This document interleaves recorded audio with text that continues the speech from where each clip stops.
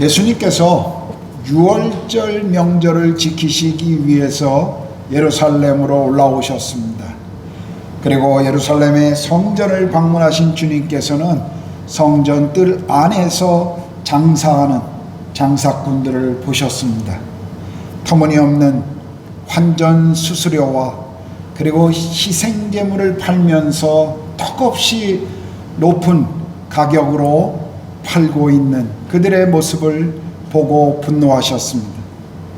외지에서 올라오는 가난한 순례자들의 그 주머니를 털고 있는 종교적 장사꾼들을 주님은 그들을 보면서 분노하셨고 그들의 장사하는 터와 그들을 다 성전 뜰 안에서 내쫓아 버리셨습니다. 성전 안에 장사로 인하여 많은 수익을 올리고 있었던 당시 제사장 계열, 그들은 예수님의 이 행동을 보고 아주 싫어했습니다. 그러나 예배하러 올라왔던 순례자들과 예배자들은 아마 예수님의 이런 행동을 보면서 굉장히 마음 가운데 기뻐하고 한편으로는 즐거워했을 것입니다. 예수님의 이런 모습을 본 많은 사람들 가운데 한 사람이 그것을 목격하면서 그 마음 가운데 여러 가지 의문점과 함께 자기가 평소에 갖고 있었던 궁금증을 이 사람과 함께 나누고 싶어하는 한 사람이 있었습니다. 그래서 그는 그가 보았던 그리고 낮에 보고 목격했던 그 사실을 기억하고 그를 밤에 예수님을 찾아옵니다. 밤에 찾아왔던 한 남자, 오늘 성경은 그 사람의 이름이 니고데모다라고 그렇게 말하고 있습니다. 오늘 저는 말씀을 통해서 첫 번째 좀 보기 원하는 것은 니고데모가 어떤 사람이었는가 하는 것입니다. 오늘 1절에 보니까 니고데모는 바리새인이었습니다. 바리새인은 당시에 굉장한 종교적인 사람들이었습니다. 하나님이 유대인에게 주셨던 율법을 온전히 지키려고 노력했던 종교적 열심자들 뿐만 아니라 도덕적으로도 아주 깨끗한 그런 삶을 살았던 사람들입니다. 특별히 당시에 범람해 오고 있었던 헬라 문화와 그리고 헬라의 모든 사상들로부터 유대인의 신앙을 순수하게 지키려고 노력했던 사람들이 바로 바리새인들이었습니다. 그래서 많은 대중으로부터 칭찬과 존경을 받고 있었던 종교인들이었습니다. 그들은 율법을 온전히 순종함으로 구원을 받을 수 있다라고 생각했던 사람들입니다. 그들은 종교적일 뿐만 아니라 도덕적으로도 아주 훌륭한 사람이었습니다. 그러므로 우리는 니고데모가 바리새인이라는 이 모습을 볼 때 그는 아주 훌륭한 종교인이었다라는 것을 알 수 있습니다. 또한 그는 유대인의 관원, 지도자였습니다. 당시 이스라엘에는 사내들이라고 하는 한 기관이 있었습니다. 전국에 70명의 대표자들을 뽑아 유대 땅에서 일어나고 있는 사회적, 문화적, 종교적, 법적인 문제들을 다루고 있는, 오늘날로 말하면 국회와 같은 역할을 했던 그런 기관이 있었습니다. 대부분 거기에 참가하는 인원들은 대제사장, 그리고 제사장들, 그리고 율법을 연구하던 서기관들, 그리고 바리새파 사람들이 그 사내들인 조직에 참여하고 있었습니다. 이 사내들인의 회원이다라는 것은 상당한 존경을 받을 뿐만 아니라 권력을 가지고 있었던 사람들입니다. 그러므로 니고데모가 유대인의 간원 사내들인의 회원이었다라는 것을 보면 그는 정치적으로도 큰 영향력을 가지고 있었던 사람이다 하는 것을 우리가 알 수가 있습니다. 그리고 10절을 보면 그는 이스라엘의 선생이다, 랍비라는 것이죠. 니고데모는 구약 성경을 잘 알고 있는 사람일 뿐만 아니라 그 성경을 사람들에게 가르치는 그런 선생이었습니다. 이런 성경의 기록을 보면 니고데모는 의심할 바 없이 지식인이요, 권력을 가진 출세한 정치인이요, 존경받는 사람이요, 종교적으로는 헌신적인 인물이다 하는 것을 우리가 보게 되죠. 그런데 당시에 이 부러울 것이 없었던 이 사람이 왜 밤에 예수님을 찾아왔을까요? 다른 사람들이 보면 뭔가 부끄러웠기 때문일까요? 종교 지도자로서 당시에 갈릴리라고 한 변방에서 내려온 이 랍비로 알려진 한 사람을 만나는 것이 비난받을까봐 혹시 두려웠을까요? 아니면 낮에 그분의 행한 행동에 종교 지도자들이 분노하고 있었기 때문에 그 그룹의 그 멤버 중에 한 사람이었던 자신이 예수님을 만난다는 사실이 알려질까봐 염려했을까요? 아니면 낮에 시간이 없어서 밤에 조용히 이분과 둘만의 대화를 갖고 싶어서 늦은 밤 시간을 택한 것일까요? 아니면 요한복음에서 늘 밤이라고 하는 단어는 어두움을 상징하는 단어였기 때문에 이 단어를 표현하면서 요한복음의 저자인 요한은 지금 니고데모의 영적 어두움을 상징적으로 표현하기 위한 그런 표현 방법이었을까요? 우리는 잘 알지 못합니다. 그러나 한 가지 분명한 것은 그는 밤에 예수님을 조용히 찾아왔습니다. 자, 우리가 보기 원하는 두 번째는요, 그렇다면 니고데모는 왜 예수님을 찾아왔을까요? 2절을 보면 니고데모는 예수님께 이렇게 이야기하시죠. 당신이 행하시는 기적을 보면 하나님이 함께 하시지 않으면 이런 일들이 행할 수 없습니다. 그렇게 지금 고백하고 있습니다. 니고데모는 아마도 예수님께서 예루살렘에 행하신 여러 표적들과 그리고 예수님의 가르침을 보고 들으면서 예수님에 대한 호기심을 가지게 되었을 것입니다. 그런데 그의 마음에 정말 알고 싶어 했던 것이 있었습니다. 니고데모가 지금 예수님을 향해서 당시에 아주 존칭인 랍비어라고 부르고 예수님께 나오고 있지만, 아주 예의 바르게 예수님께 오고 있지만, 예수님은 니고데모 내면에 숨겨져 있는 그의 관심을 그분은 알고 계셨습니다. 그것은 영생에 대한 관심이었습니다. 니고데모는 지식인이요 지도자요 종교적인 사람이었지만 이 구원의 진리에 대해서는 무지한 사람이었습니다. 그래서 예수님은 자신이 행했던 표적에 대해서 니고데모에게 설명하지 않으셨습니다. 니고데모와 함께 어떤 종교적인 신학적 논쟁을 하려고 하지도 않으셨습니다. 니고데모가 하나님과 어떤 관계를 가지고 있는가, 이것이 예수님의 관심의 초점이셨습니다. 그래서 예수님께서는 니고데모에게 즉각적으로 네가 거듭나지 않으면 하나님의 나라를 볼 수 없다라고 말씀하셨습니다. 이 거듭난다 라고 하는 이 헬라어의 이 의미는 위로부터 또는 다시 난다라는 그런 의미를 가지고 있습니다. 이 말은 구원은 자신의 의나 노력으로 되는 것이 아니라 하나님으로부터 위로부터 주어지는 것이다 라는 것을 의미해 줍니다. 왜 예수님께서는 지금 이런 직접적인 이런 질문을 니고데모에게 하셨을까요? 지금 예수님께서는 니고데모가 자신에게 어떤 마음, 예의 바르고 좋은 태도를 가지고 나오고 있다라는 것 별로 중요한 것이 아니라는 것입니다. 예수님의 어떤 말씀과 기적을 보고 경외심을 가지고 예의롭게 찾아오는 것 그 자체를 지금 예수님은 중요한 것이 아니다라고 본 것이죠.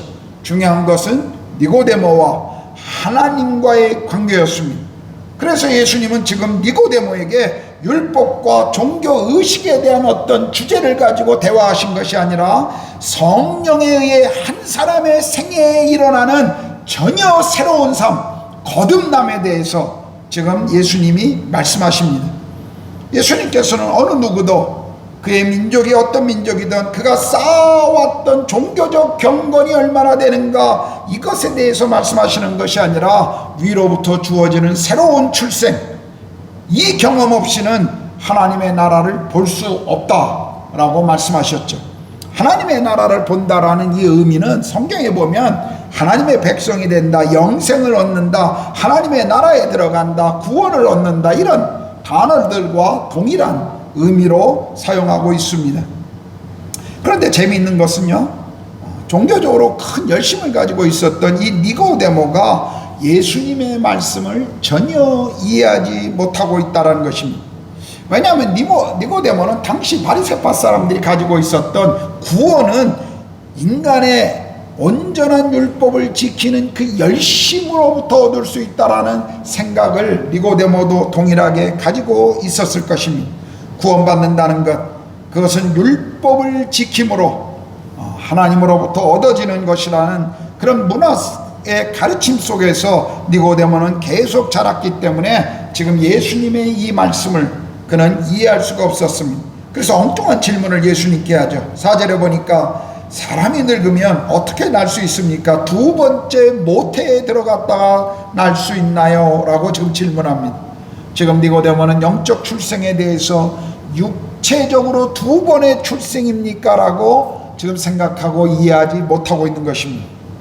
니고데모의 이 어리석은 질문에 대해서 예수님께서는 5절에 이렇게 말씀하세요. 누구든지 물과 성령으로 나지 않으면 하나님 나라에 들어갈 수 없느니라. 물과 성령, 무엇을 의미하는지 학자들마다 다양한 해석들이 있습니다. 그러나 제가 간단하게 설명드리면 물과 성령으로 태어난다는 이 말을 어떻게 해석하든 간에 관계없이 이것은 두 개의 별개의 사건이라기보다는 한 사건을 두 측면으로 바라보고 있다라고 해석하는 것이 올바를 것입니다.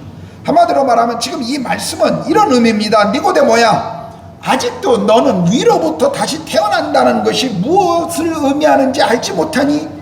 이 일은 사람의 노력으로 될 수 있는 일이 아니다. 사람은 먼저 죄사함을 받아야 하고 또 성령의 능력으로 선물을 얻어야 한다. 이것이 위로부터 내려오는 선물인 것을 네가 모르느냐? 죄인은 죄사함과 성령을 선물로 받아야만 천국에 들어갈 수 있다. 아기가 새로 태어날 때 스스로 자기 힘으로 나오는 것이 아니라 자기의 노력으로 생명을 얻는 것이 아니라 부모로부터 생명을 받고 세상에 태어나는 것처럼 영적인 출생도 이와 같은 것이다. 우리 스스로 영생을 얻어 천국에 들어가는 것이 아니라 죄사함을 받고 성령으로 말미암아 다시 태어날 때 우리는 거듭남을 경험하게 되는 것이다 라는 것을 지금 예수님이 니고데모에게 말씀하신 것입니다. 그런데 니고데모는 그런 설명에도 불구하고 계속 이해하지 못하고 있습니다. 그래서 8절에 보면 예수님께서는 자연현상을 가지고 이제 설명하죠. 바람이 어디서 오는지 모르지만 나뭇잎이 흔들리는 모습을 보면 그 바람을 느끼고 아는 것처럼 성령의 활동은 우리가 이성적으로 이해하기 때로는 어렵지만 성령께서 활동하시는 곳에는 성령을 체험하며 그 영향력을 알게 된다고 하는 것을 지금 예수님이 비유적으로 설명하셨습니다. 바람이 자기 마음대로 움직이듯이 성령으로 나는 것도 하나님의 주권적인 역사라는 것을 예수님이 설명하신 것입니다. 요한일서 5장 10절에서 12절을 보면 우리 안에 영생을 가지고 있는 증거를 우리 믿는 사람들은 가지고 있다고 하는데 성령께서 그것을 확증하신다라고 말씀하시죠. 로마서 8장 16절에도 보면 성령이 친히 우리 영과 더불어 우리가 하나님의 자녀인 것을 증언하신다라고 말씀하십니다. 고린도전서 12장 3절에 보면 그러므로 내가 너희에게 알리노니 하나님의 영으로 말하는 자는 누구든지 예수를 저주할 자라 말하지 않고 성령으로 아니하고는 누구든지 예수를 주라 고백할 수 없다라고 말합니다. 그러므로 믿는 이들은 우리가 하나님 앞에 거듭난 이들은 우리 안에 성령께서 우리 영과 더불어 우리가 하나님의 백성이라는 것을 우리 안에서 그분이 확증시켜 주신다는 것입니다. 또 바울은 그 증거가 예수 그리스도를 우리 인생의 주님으로 믿고 따라가는 것, 바로 그것이 성령이 우리 안에서 행하시는 일이다 라고 지금 설명하고 있는 것입니다. 그러므로 거듭난 사람들은 자신이 새 생명을 소유하고 있다는 것 다 알고 있습니다. 제가 예수님을 사람들에게 증거하고 가르칠 때마다 참 듣는 많은 이야기 중에 그것을 어떻게 아십니까? 라고 저에게 묻는 것입니다. 성경은 그 증거들을 우리가 아는 방법에 대한 것을 많이 가르치고 있습니다. 성경의 증언이 그것을 가르치고 있고 우리 안에 성령님이 그것을 말씀해 주시고 우리 삶의 변화가 그것을 또한 증거로 보여주고 있습니다. 그런데도요, 니고데모는 계속 예수님의 말씀을 이해하지 못했습니다. 니고데모는 교육받은 지식인이었습니다. 또 도덕적으로 양심적인 사람이었습니다. 그러나 하나님의 일을 이해하기 위해서는, 성령의 역사를 이해하기 위해서는 교육과 도덕적인 수준 이상의 다른 것이 필요한 것입니다. 니고데모는 당시 산헤드린의 회원이요 높은 종교적 교육을 받은 사람이었지만 영적인 일에 대해서는 분별력이 아직도 부족한 사람이었습니다. 오늘날에도 우리 주변에서 그런 많은 분들을 우리는 쉽게 만날 수가 있습니다.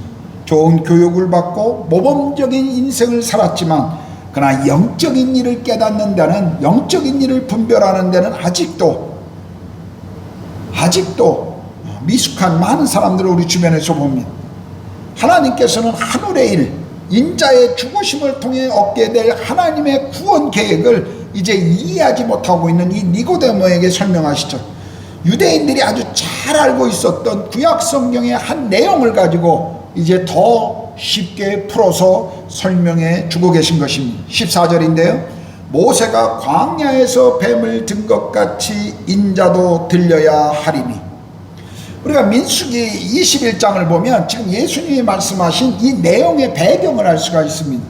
이스라엘 백성들이 모세의 지도하에 애굽에서 나와 광야로 나오고, 광야에서 방황할 때 이스라엘 백성들은 하나님의 역사와 기적을 계속 보고 있었지만, 그러나 환경이 조금만 나빠질 때마다 그들은 불평하고 모세를 향하여 항거하는 일들이 계속 되어졌습니다. 너무 많은 불평을 지켜보시던 하나님께서 어느 날 광야에서 불뱀을 보내서 이스라엘 불만자들을 물게 하시고 그들은 그 독으로 인하여 죽게 되었습니다. 그래서 백성들이 모세에게 나와서 요청하죠. 하나님이 우리 모두를 죽게 하시게 내버려 두시오. 당신이 하나님께 나가서 우리를 위해서 기도해 달라고. 그래서 모세가 하나님 앞에 이 백성을 용서해 달라고 또 한 번 무릎을 꿇습니다. 그때 하나님께서 모세에게 해결 방법을 가르쳐 주십니다. 네가 가지고 있는 지팡이 그 위에 뱀을 만들어서 사람들이 볼 수 있도록 그것을 들고, 사람들이 그 놋뱀을 쳐다보면 불뱀에 물린 독으로부터 치유를 경험하게 될 것이다. 이 구원의 방법을 하나님이 모세를 통해 가르쳐 주셨습니다. 그런데 재미난 것은요, 그것을 바라본 이들도 있고 바라보지 않은 이들도 있었다는 것입니다. 모세의 하나님의 약속을 믿고 그 놋뱀을 바라본 이들은 치유를 경험했지만 여전히 자기 고집과 자기 의로움으로 버틴 자들은 다 그 독으로 죽었다라고 하는 것입니다. 지금 예수님께서는 이 말씀을 해주신 거예요.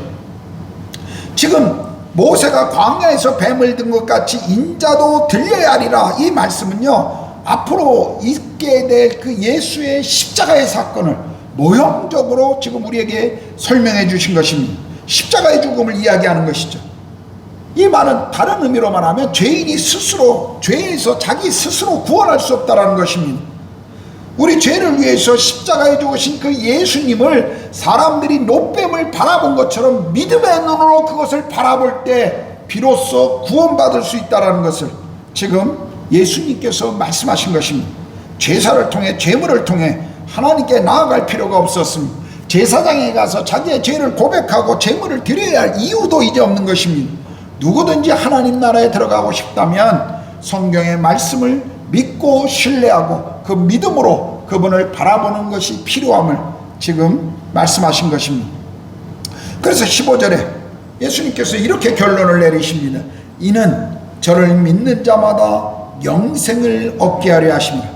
자신의 방법이 아니라 하나님이 정하신 방법, 그 십자가를 믿음으로 바라볼 때 구원을 얻는다 라고 지금 말씀하신 것입니다.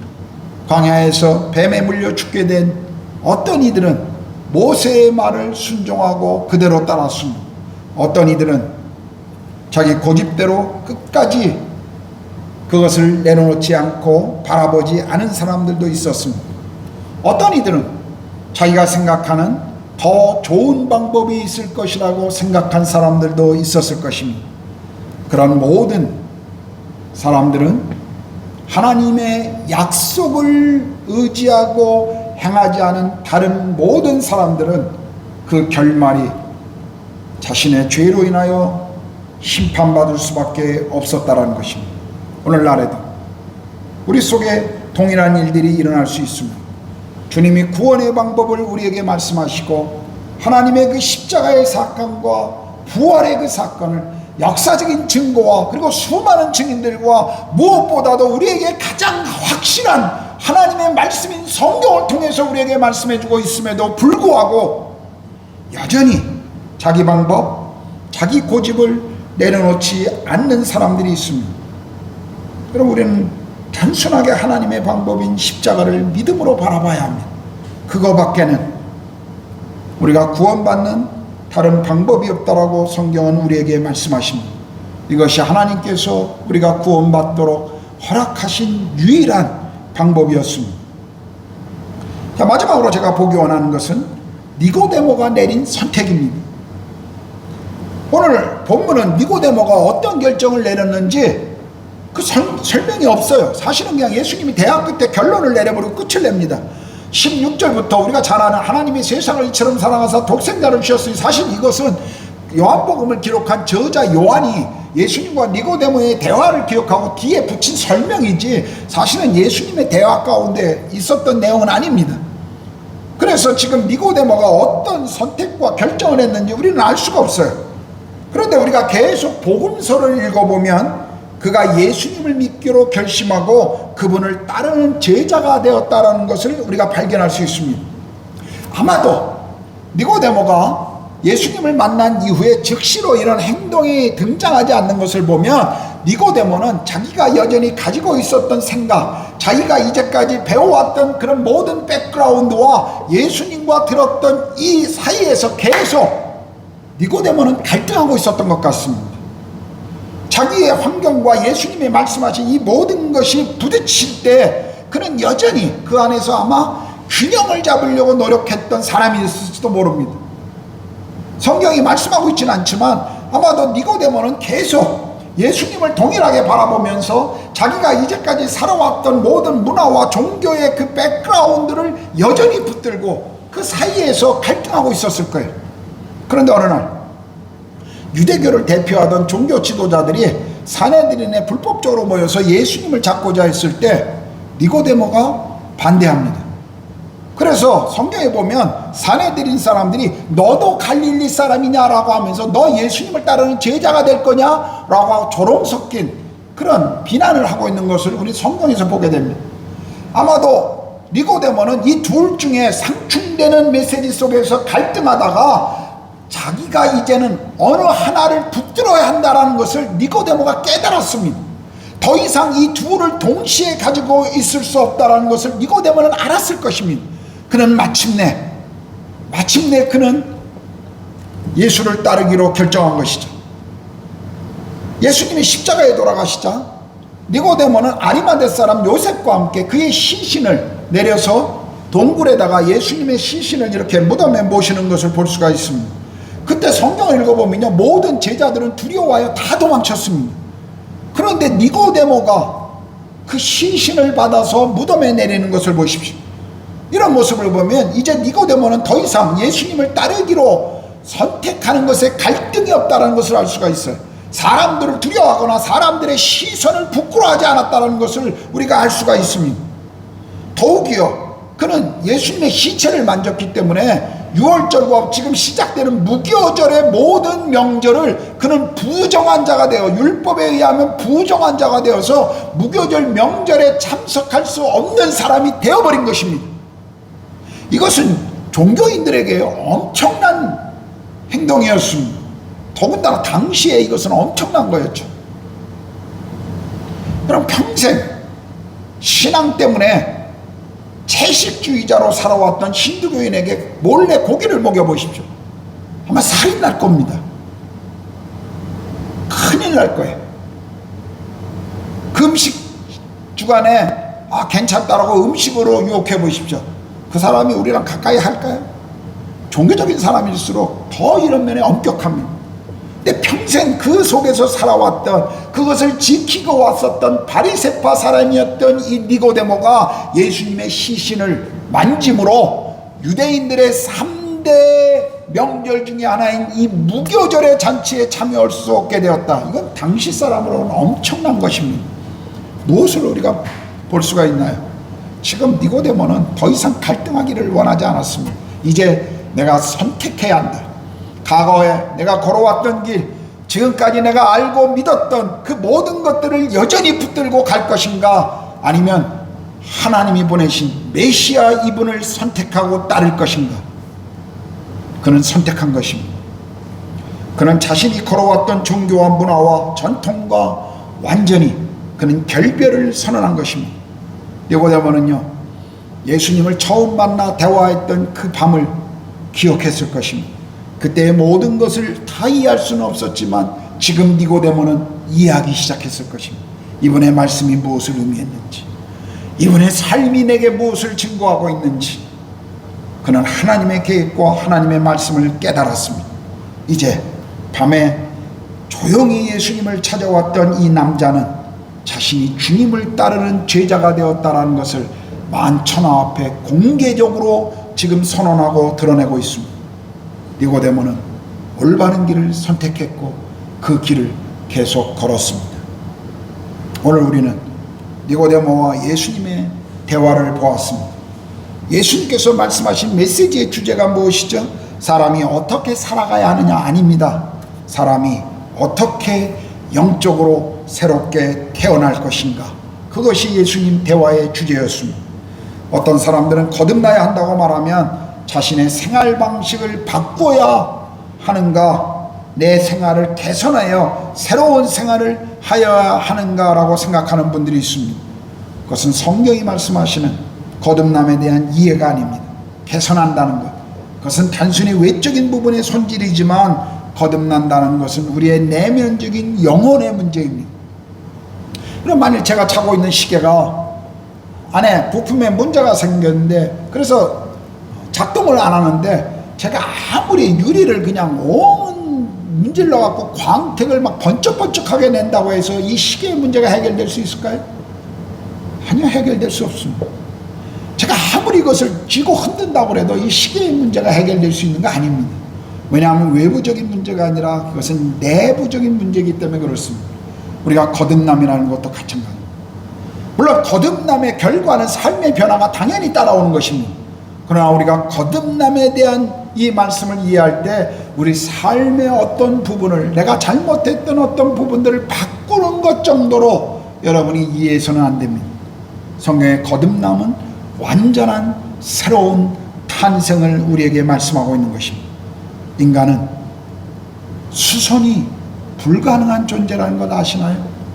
우리 스스로 우리의 문제, 죄의 문제를 해결할 수 없다는 것을 아십니까? 그래서 성경은 우리의 의인은 다 더러운 옷과 같다라고 말씀하시죠. 의인은 없나니 하나도 없다라고 말씀하시고 모든 사람은 다 죄 아래 있다라고 선언하십니다. 어떤 의미에서 우리가 죄를 지었기 때문에 죄인이 아니라 우리는 죄의 본성을 가지고 태어나기 때문에 죄를 선택할 수밖에 없는 죄인이라는 것을 성경은 우리에게 말씀하고 있습니다. 또 어떤 분들은요, 거듭남 그러면 무언가 이것이 기독교적 생활을 하는 것이다 라고 생각하시는 분들이 있습니다. 그래서 기독교적 종교 생활을 하는 것이 자기가 거듭난 행동이라고 말하는 분이 있어요. 또는 모태신앙에 있는 분들, 내가 종교적인 백그라운드에서 계속 자랐기 때문에 나는 거듭났다. 마치 이스라엘 유대인들이 자기가 유대인으로 태어났기 때문에 하나님의 선택한 백성으로 선민 사상을 가지고 있는 것처럼 그렇게 생각하는 분들도 종종 교회 안에서 볼 수가 있습니다. 예수님을 믿으십니까? 이렇게 질문하면 어떤 분들은 이렇게 대답해요. 아, 예, 저는 어머니 뱃속에 있을 때부터 교회 다녔습니다. 아니요, 예수님을 믿으시냐고요. 아, 예, 제가 어렸을 때부터 지금까지 열심히 교회에서 봉사하고 있고 교회 집사입니다. 제가 그런 분들에게 여러 번 반복해서 질문합니다. 아니요, 참 감사합니다만 그 질문을 제가 여쭌 게 아니라 예수님을 믿으시냐고, 저는 그것을 물어본 겁니다. 많은 분들이 오해하고 계십니다. 내가 기독교라고는 종교적인 생활, 그리고 어떤 예배에 참여하고 있기 때문에 내가 거듭났다라고 생각하는 분들이 있습니다. 아니요, 그렇지 않습니다. 거듭남은 예수 그리스도와의 개인적인 인격적인 만남 없이는 거듭났다라고 말할 수 없습니다. 오늘 교회 안에도 거듭나지 않았음에도 불구하고 자신이 여전히 하나님의 백성 가운데 하나라고 착각하고 신앙생활하는 분들이 많이 있다는 것입니다. 기독교는 우리가 가지고 있는 아름다운 기독교적 전통을 따라가는 것이 아닙니다. 그 전통에 대한 충성도 거듭남이 아닙니다. 윤리적인 행동의 문제도 아니고 도덕적 양심에 대한 결단도 아닙니다. 아마 오늘 예수님과 대화한 니고데모는 그렇게 생각했을 것입니다. 그런데 예수님이 그 니고데모의 생각을 완전히 바꿔버리시죠. 거듭남은 하나님과의 관계로부터 출발한다고 하는 사실을 예수님이 말씀하신 것입니다. 우리의 영적 상태는 죄로 인해 불구가 되어버렸기 때문에 거듭남 없이는, 새로운 주께서 허락하시는 생명 없이는 하나님을 만날 수 없다라는 것, 그리고 하나님 그분과 함께 살 수가 없다라는 것을 지금 예수님이 선언하신 것입니다. 하나님의 도움 없이 예수 그리스도의 그 십자가의 은혜를 받아들이지 않고서는 그 어떤 도움도 우리의 죄의 문제를, 하나님과의 관계를 해결할 수 없다라는 것입니다. 기독교는요, 예수님은요, 우리가 따라야 할 어떤 도덕적인 롤 모델이 아니십니다. 그분은 우리가 따라야 할 어떤 종교 스승도 아니십니다.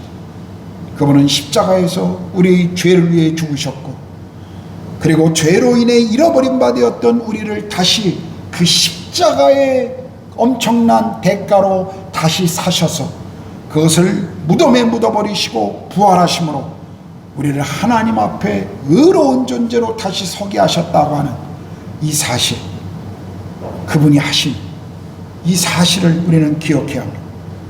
그분은 우리가 따라야 할 단순한 롤모델, 도덕적인 어떤 모델, 우리가 따라야 할 어떤 영적 스승이 아니라 그분은 하나님이십니다.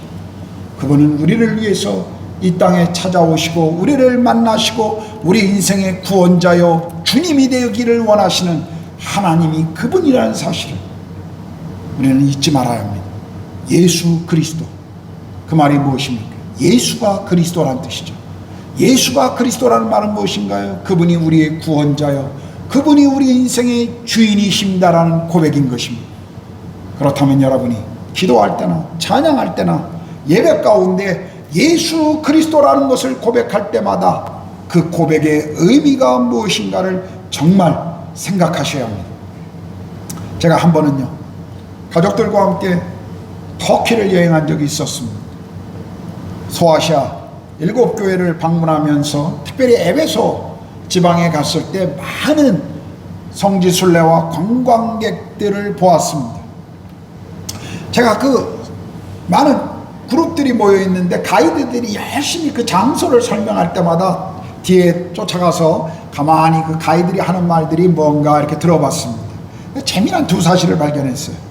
어떤 사람은 완전히 역사적인, 전혀 역사적이지도 않고 성경에서 말하고 있지 않는 내용을 정말 자기가 마음대로 만들어내서 정말 은혜스럽게 사람들에게 감동을 주더라고요. 이 자리에가 바울이 앉아서 생각해 보십시오. 여기에 바울이 앉아, 그때 바울이 있었을 때 그 건물을 잊지도 않았어요. 그건 주후 4세기에 지어졌는데 마치 바울이 얼마나 감동을 주는지 제가 뒤에서 들으면서 참 뻥이지만 정말 감동적으로 설명한다. 근데 어떤 분은요, 정말 신학적으로 그 성경적인 그 지식이 저보다도 더 뛰어나 역사적인 그 사건을 그대로 잘 설명해 주는데 듣고 있는 저도 그렇고 사람들도 그렇고 감동이 없어요. 지식적으로는 정확한데 감동을 전달하지 못해요. 제가 저 사람은 그렇게 잘 알면서 성경도 잘 아는데 어떻게 저렇게 감동이 없을까? 제가 혼자 뒤에서 들으면서 생각해 봤습니다. 왜 그랬을까요? 그 사람은 알지만 자기가 경험한 것이 아닙니다. 알고 있지만 책을 통해서, 그리고 수많은 가이드의 교육을 통해서 자기도 연구해서 알고 있지만 그것은 자기가 경험한 것이 아닙니다. 그때 그 장소에서 일어났던 그 사건, 바울의 그 사건, 바울이 왜 그렇게 행동해야 했는지, 에베소 교회가 왜 그렇게 살아야 했는지 알지만 거기에 함께 믿음으로 동참해 본 적이 없기 때문에 알고 있지만 감동이 없는 거였습니다. 여러분, 오늘 교회 안에서도 그럴 수 있습니다. 오늘 교회 안에서 많은 분들이 그렇게 살고 있습니다. 알아요. 지식적으로 정확하게 신앙 고백도 합니다. 그런데 주님을 정말 만난 경험이 없기 때문에 감동이 없고 삶의 신앙생활에 감격이 없습니다. 만일 우리의 삶이 그렇다면 우리는 다시 니고데모의 오늘 주인공처럼 주님 앞으로 나아가야 합니다. 주님 앞에 찾아가야 합니다. 주님, 저를 만나 주십시오. 예수님이 십자가의 그 죽음이 나를 위한 죽음이었다라는 것, 예수님의 그 부활이 나를 위한 부활이었다라는 것, 제가 정말 믿을 수 있도록 저를 만나 주십시오. 저를 도와주십시오. 그 기도를 주님 앞에 드려야 합니다. 니고데모를 만나 주셨던 예수님, 오늘 나를 만나 주십시오. 이 기도가 우리의 기도가 되어야 할 것입니다. 이제 우리는 설교를 마치면서 내려야 할 선택은 명백합니다. 율법인가요? 아니면 은혜인가요? 도덕적인 삶일까요? 아니면 주의 말씀을 향한 믿음의 신뢰입니까? 세상의 소리를 쫓아가시렵니까? 아니면 예수 그리스도 그분의 말씀과 그분의 삶을 따라가시려고 합니까? 우리는 한 길을 선택하셔야 합니다. 두 길을 동시에 잡을 수는 없습니다. 여러분은 어떤 선택과 어떤 길을 따라가시겠습니까? 기도하겠습니다.